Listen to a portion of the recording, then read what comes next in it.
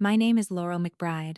I am 36 years old, and on Thursday night, the 16th of October 2025, I woke up in an emergency room in Columbus, Ohio, and learned exactly where I stood in my family. At first, I did not remember the crash. I remembered the glow of the dashboard, the tired ache behind my eyes after a late compliance review at the hospital, the red light ahead of me. Then nothing. When I opened my eyes again, there was a plastic bracelet around my wrist, a monitor ticking beside me, and a pain in my collarbone so sharp it made every breath feel borrowed. My daughter, Maeve, was 5 weeks old. That was the first clear thought I had. Not the van that hit me. Not the cast. Not the nurse asking if I knew my name. Maeve. Her little cream swaddle. Her warm cheek. Her soft newborn sounds in the dark. My husband Cole was in Chicago, stuck at an aircraft maintenance inspection that had gone sideways. He was 5 hours from home if traffic was kind, and traffic is never kind when your whole life is waiting on the other end of the road. So Cole called my mother. Janet Rourke lived 25 minutes from our house. 25. She had a key, a car, and a granddaughter who needed someone to sit beside her crib until morning. She said no.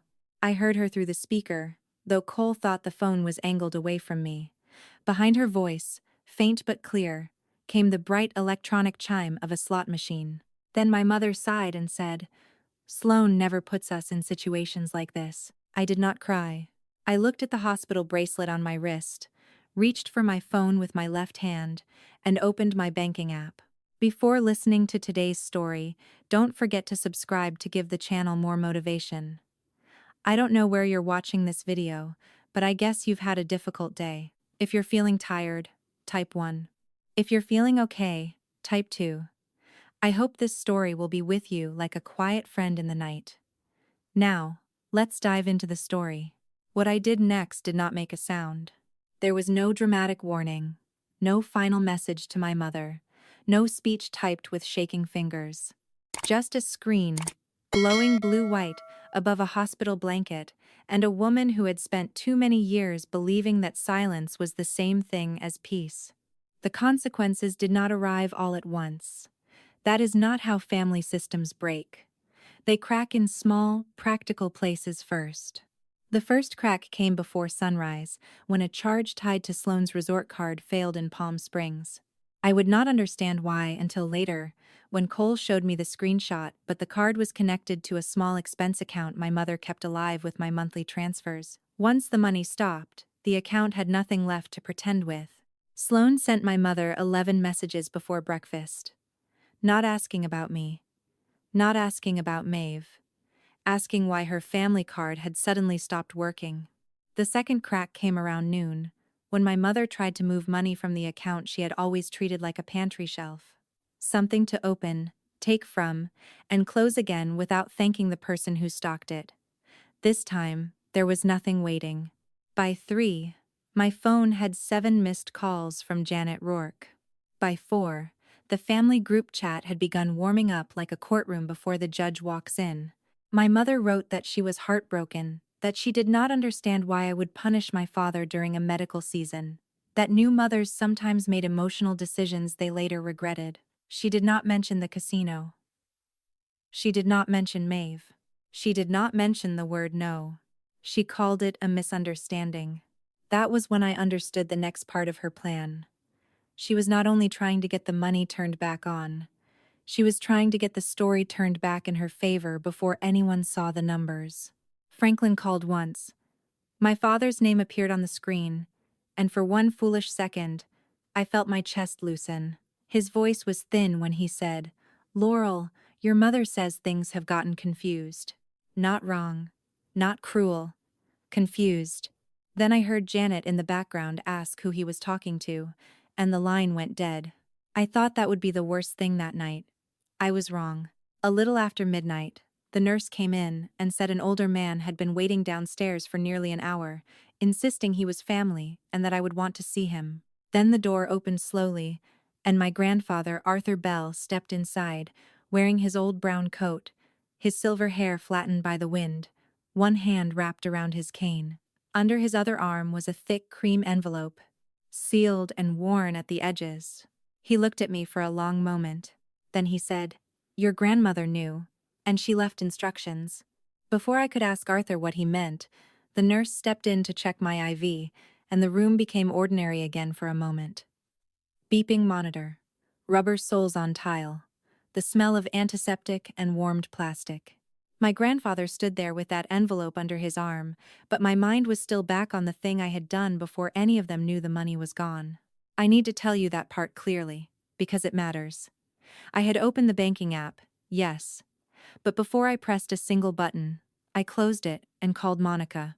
I did not cancel those transfers first. First, I made sure my daughter was safe. That sounds simple unless you have ever had to make decisions while pain is moving through your body like weather. My right side felt locked in place. Every breath pulled at something bruised.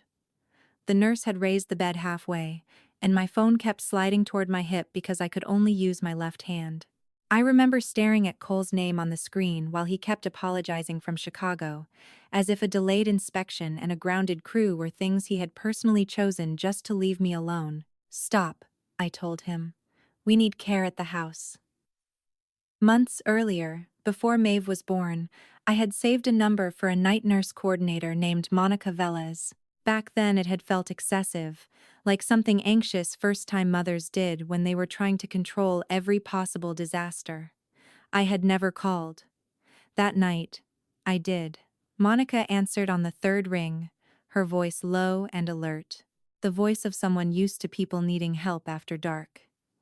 I gave her my name, my address, Maeve's age, the door code, Cole's number, and the situation in short sentences.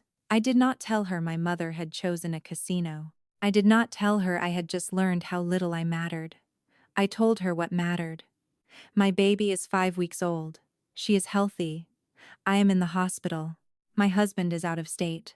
I need someone there tonight. There was a pause, but not the judgment kind, the working kind. "I can have a licensed nurse there within 50 minutes, she said.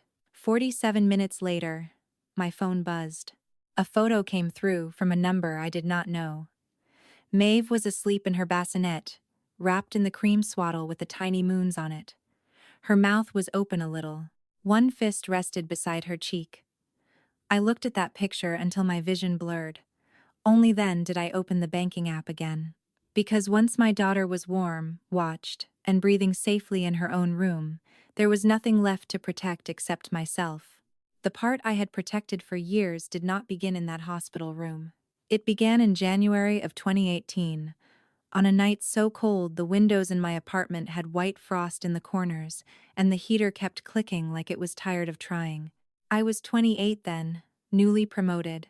Still nervous enough about my job to arrive 20 minutes early every morning with my lunch packed in a grocery bag. I worked in revenue cycle compliance for a hospital system, which meant I spent my days finding mistakes people swore were not mistakes. Duplicate charges, misapplied codes, missing signatures, little numbers hiding inside bigger numbers, hoping no one patient enough would notice. I was good at that. Then my mother called. It was a little after 11. I remember, because I had just washed my face and was standing in the bathroom with one towel wrapped around my hair. Janet never called that late unless she wanted the call to feel like an emergency. Her voice was already wet when I answered. "It's your father," she said. His breathing got bad again.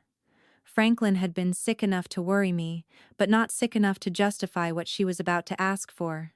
I know that now. Back then, all I heard was my father and breathing and hospital, and every careful boundary I thought I had went soft. She told me insurance was a mess. She told me the house taxes were due. She told me Franklin needed equipment.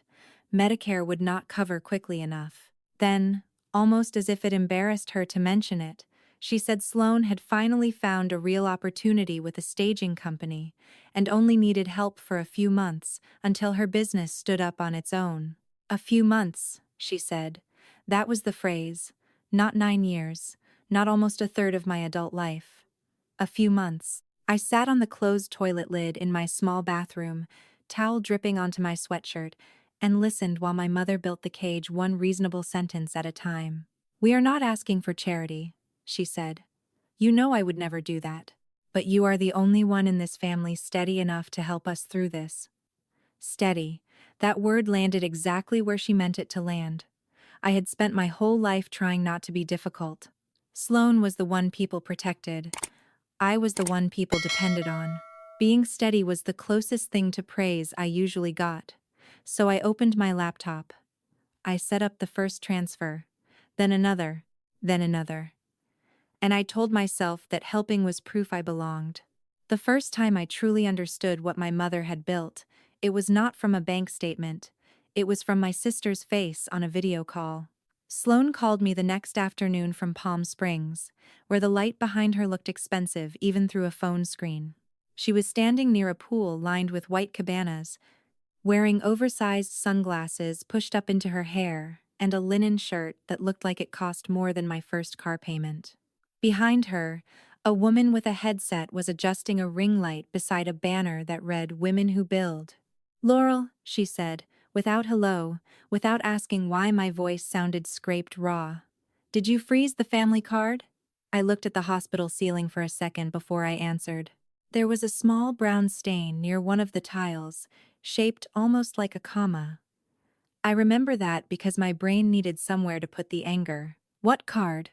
"The resort card," she said, annoyed, like I was making her repeat something obvious. "My hold got declined at the front desk. Kira is literally waiting downstairs because we have the desert shoot in 40 minutes, and Mom said you were handling some bank thing." Handling some bank thing. That was what my broken collarbone, my 5-week-old daughter, and 9 years of quiet payments had become once my mother translated them for Sloane. "Did Mom tell you I was in the hospital?" I asked. Sloane blinked. For the first time, the performance slipped a little. "She said you had a scare." "A scare? She said you were being intense," Sloane said. Softer now, but still defensive. "And that you cut off the family account because you were upset." There it was, the phrase that explained almost everything. The family account. Not Laurel's account. Not my paycheck. Not the money that left my life every month before I bought diapers, before I replaced tires, before I let myself order takeout after a 12-hour day.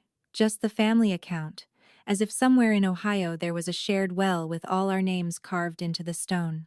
I asked her, very quietly, "Where do you think that money comes from?" Sloane opened her mouth, then closed it. The pool noise behind her seemed to get louder. "Mom and Dad," she said. But it came out like a question she did not want answered. For the first time in my life, I watched my sister try to do math. I did not answer it for her. Some truths have to arrive with a bill in their hand. By Saturday morning, my mother had stopped trying to reach me directly and started doing what she did best. She built a room before I could enter it. Not a real room at first. A digital one. The Rourke family group chat, the women's ministry thread from her church, 2 cousins I had not seen since Easter, and probably 3 people who only knew me as Janet's difficult daughter. She moved through all of them with the same soft, wounded voice, even in text. You could feel her hand on her chest between the lines. She wrote that I had suffered a frightening little accident and that everyone was grateful I would recover. Then she pivoted, clean and practiced. She said the stress of new motherhood had made me reactive. She said Franklin's health was fragile. She said I had cut off help at the worst possible time. She said she was trying to give me grace. Grace. From the woman who had left my 5-week-old daughter without family care because a slot machine was closer than her conscience. I read the messages from my hospital bed, while Maeve slept at home under Monica's watch, and Cole sat beside me with one hand on my blanket. He kept asking if I wanted him to respond. I kept saying no.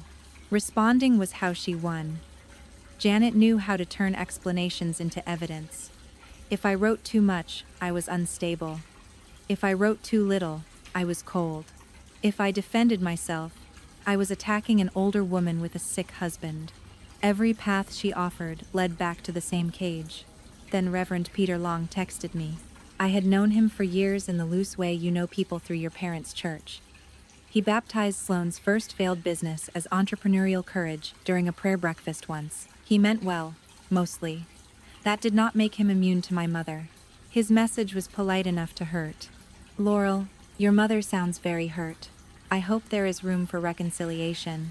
I stared at the words until they blurred at the edges.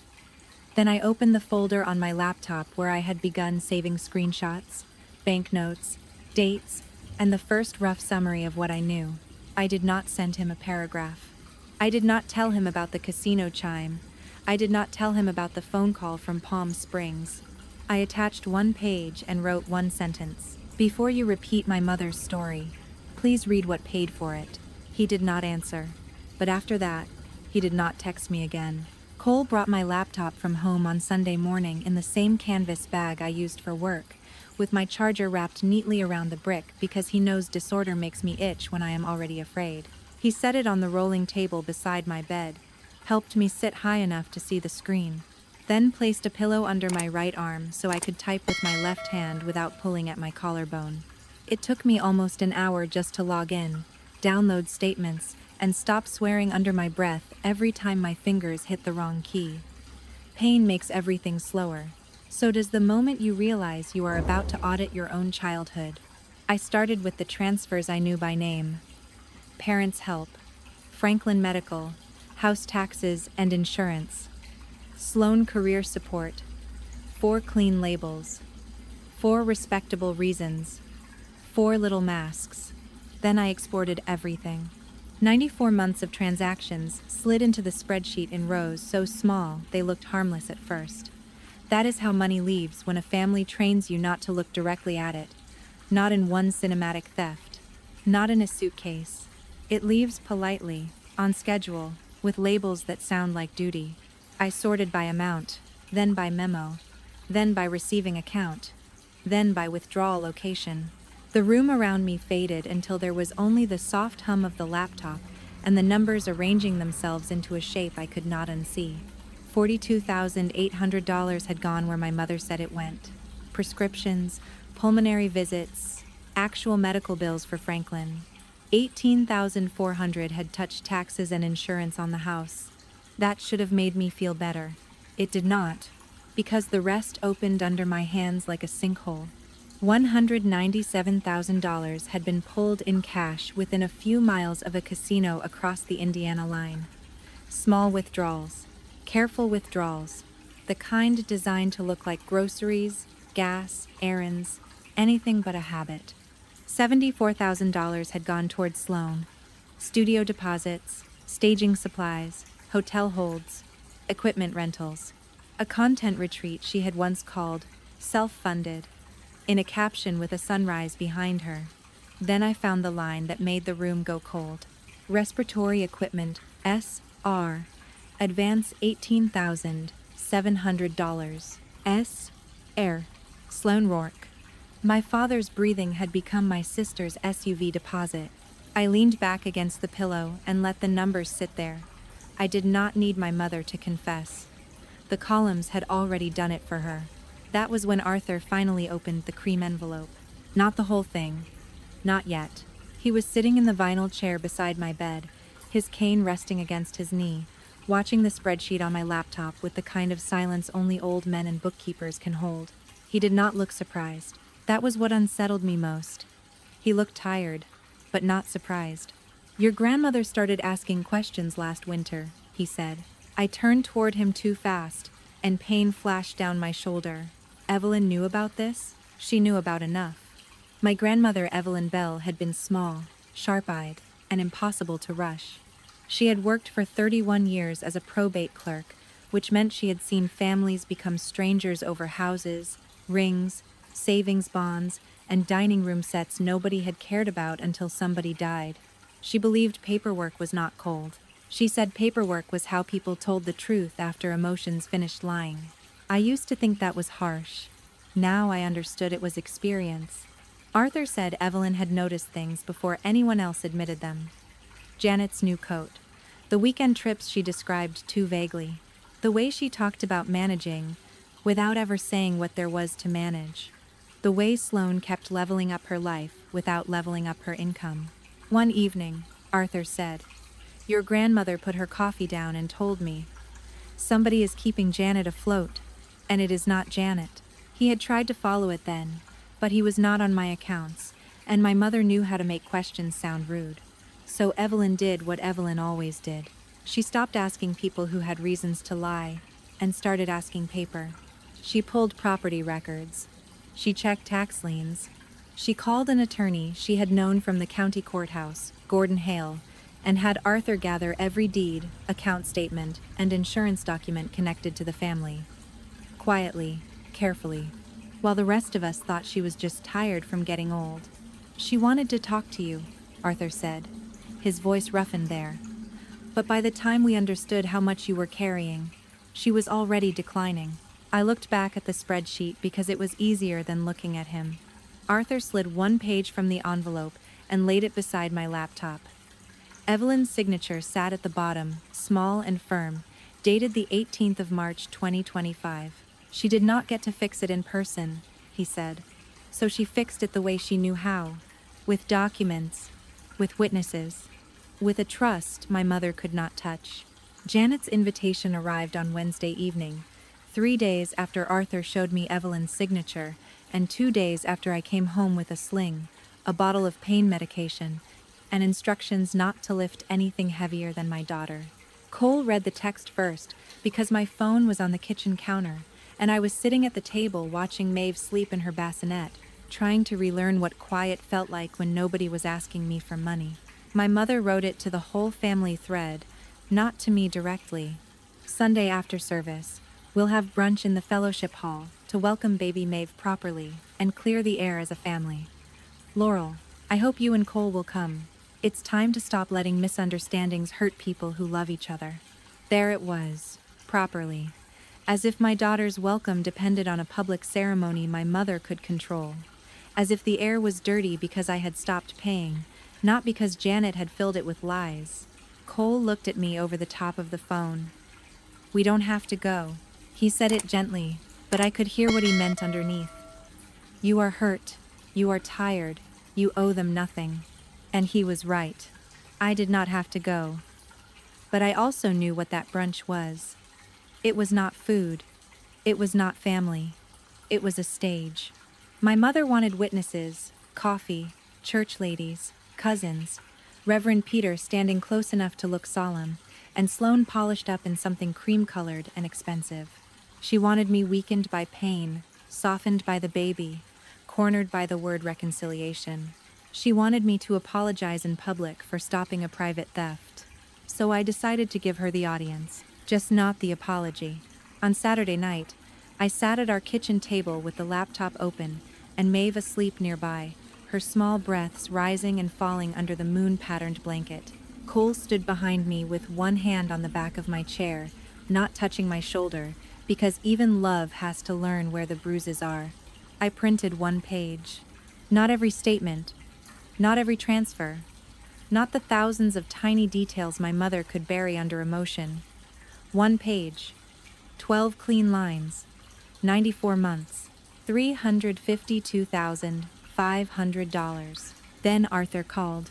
His voice came through dry and steady. You want it quiet, or you want it true? I looked at the printed page, then at my daughter. True, I said, then I'll bring the rest. Sunday morning smelled like burnt coffee and floor polish. The fellowship hall sat beneath the sanctuary, down a short set of stairs lined with bulletin boards full of youth group photos and casserole sign-up sheets. I had been in that room 100 times growing up. Baby showers, funeral lunches, Christmas cookie exchanges. It was where women like my mother became useful in public, moving, folding chairs, and pouring lemonade, collecting gratitude in paper cups. Cole carried Maeve's car seat because I still could not lift her without pain. I carried the diaper bag with my good hand. The printed page was tucked beneath the wipes, flat and quiet, like it had no idea what it was about to do. Arthur arrived 2 minutes after us, wearing his gray Sunday jacket, one hand on his cane, the other holding the same cream envelope under his arm. He did not smile, he just nodded once, and the three of us walked in together. My mother saw us before anyone else did. Janet Rourke was standing beside the coffee urn in a navy dress, pearls at her throat, looking exactly like a woman who had spent all morning being worried in a way other people could admire. Sloane stood near her in a pale sweater and tan boots, scrolling her phone with one hand, her face carefully blank. Franklin sat at a round table near the wall, both hands wrapped around a paper cup, staring into it like coffee might give him courage. Reverend Peter was there too. He did not come toward me.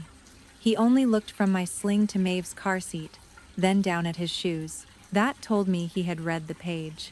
My mother crossed the room with her arms open. "There she is," she said, loud enough for the first table to turn. "My brave girl, not daughter, not Laurel, a role. A costume she could hand me in front of witnesses." Cole shifted slightly, placing his body between Janet and the car seat before she could touch Maeve. My mother's smile flickered, then recovered. She turned to the room. "I'm just so grateful we can all be together," she said, pressing her fingers to her chest. "This family has been through such a difficult week. Laurel had a small scare, and I think emotions have been very high. A small scare." My collarbone pulsed under the sling. Janet kept going. She spoke about forgiveness, about stress, about my father's health, about how families survived by giving each other grace. Then she looked directly at me, eyes wet on command. "I don't understand why you're doing this," she said. "Sloane never puts this family through emergencies." The room went still. I reached into the diaper bag, pulled out the single printed page, and laid it on the nearest table. "You're right," I said. "Sloane never had emergencies. I paid to make sure she didn't." For a few seconds, nobody moved. The page sat under the fluorescent lights, plain and unimpressive, which made it worse somehow. My mother had built her whole performance out of trembling hands and wounded eyes. I had brought 12 rows and a total. Reverend Peter was the first one to lean forward. Not far, just enough to read the top line. Then, one of my cousins shifted closer. Then Sloane. I kept my voice level. $350. $2,500 over 94 months. That is what I sent into this family.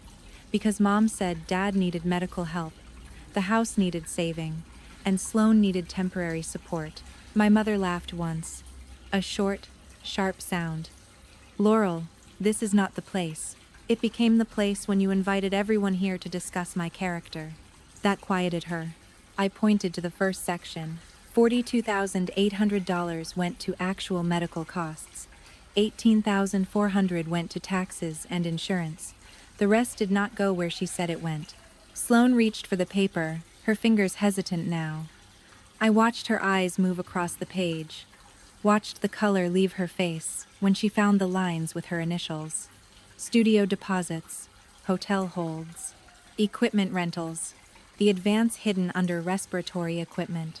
"That's not," she whispered, but she did not finish. My mother stepped forward. "These numbers are twisted. You don't know what it takes to keep a family together. You sit behind a computer and judge everyone." Arthur's cane tapped once against the floor. Not loud, just enough. He moved to the table and set the cream envelope beside my page. The room changed when he did it. People understand paper differently when an old man carries it like a verdict. "Evelyn knew," he said. My mother's face tightened. "Dad, don't." Arthur did not look at her. He opened the envelope and pulled out a stapled document with Gordon Hale's law office printed across the top. "Your grandmother and I created the Bell Family Trust before she passed. Evelyn signed it on March 18th, in full capacity, with witnesses and counsel present." He placed the first page down. The duplex in Grove City, the brokerage account, the Lancaster parcel, the education fund for Maeve. All of it is held in trust. Janet's mouth opened, but no sound came out. Arthur looked at her then. "You do not control it, Janet. You do not sell it. You do not borrow against it. You do not gamble it. Dress it up as need, and call it family." The fellowship hall was silent enough to hear the coffee urn click. Then, Arthur turned the document toward me. "Evelyn left it for Laurel and Maeve," he said. because responsibility should be protected from people who only know how to spend it. What happened next was quieter than people imagine. Janet did call lawyers. 2 of them, according to Sloane, and both told her some version of the same thing. Clean paperwork, competent witnesses, and a trust created before conflict is very hard to unwind just because someone does not like the outcome. The threats became smaller after that. Then they stopped. Franklin stayed in the house. That was in the trust, and I did not fight it. The adoptable. He was weak, and he was afraid, and he had failed me in ways I will never dress up as anything else. But I was not interested in becoming the daughter my mother had described in that church hall. An old man with damaged lungs did not need to be punished for being married to a storm. He had to live with what his silence cost. Sloane changed slowly, which is the only way people like Sloane change. The retreat launch collapsed first. Then the SUV went back. A few months later, she took a real job with a local staging company, not as a founder, not as a visionary, just as an employee with a timesheet and a supervisor who did not care about her captions. She never apologized in the way people hope for, but one afternoon, she texted me 2 words. I know. I stared at them for a long time and did not answer, because knowing is not the same as repairing. Reverend Peter stopped asking my mother to lead the women's ministry events. Nobody announced it. Nobody shamed her from a pulpit. The casseroles still came, the coffee still brewed, but rooms have a way of remembering what was said in them. Arthur moved into the Grove City duplex before Thanksgiving.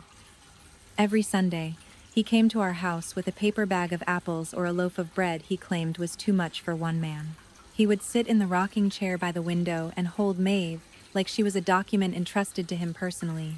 I kept the hospital bracelet. It sits now in a small wooden box beside Maeve's birth certificate and a folded copy of the first page of Evelyn's trust. Not because I want to remember the pain. I remember the choice. The night I stopped confusing being needed with being loved. For years, I thought my place in the family was something I had to pay to keep. It wasn't. The account is closed. The lesson I took from all of it is not that family can betray you. Most of us already know that in some quiet part of ourselves. The harder lesson is that love should never require you to disappear. For years, I thought being useful was the same as being loved. I thought if I paid enough, helped enough, stayed calm enough, and asked for little enough, my place in the family would finally feel secure. But that is not love. That is a job with no paycheck, no vacation, and no permission to be human. Real family does not only show up when you are strong. Real family shows up when you are lying in a hospital bed, when your voice is weak, when your baby needs arms, when you have nothing left to give. Anyone can praise your strength while they benefit from it. The people who love you will protect your weakness too. And sometimes healing begins with one small act that looks cold from the outside. Canceling a payment, not answering a call, asking for proof. Saying, no, not this time. Those moments may feel cruel when you have spent your whole life being trained to carry everyone, but boundaries are not cruelty. Boundaries are how you stop teaching people that your pain is affordable. Laurel did not become heartless when she closed the account. She became honest. She chose her daughter, her peace, and the truth over a role that had been slowly draining her life. That is resilience, not revenge, not bitterness. Resilience is the moment you stop begging people to value you and start living like your life already has value. So maybe the question is not, who do I owe? Maybe the question is, who shows up when I can no longer pay, fix, smile, or carry? If this story made you think of someone in your own life, tell me in the comments. Have you ever been treated like the strong one until you finally broke the pattern? I read your stories, and someone else might need to see they are not alone. Please like this video, subscribe to the channel, and share it with someone who needs to remember. Love should feel like shelter, not a bill.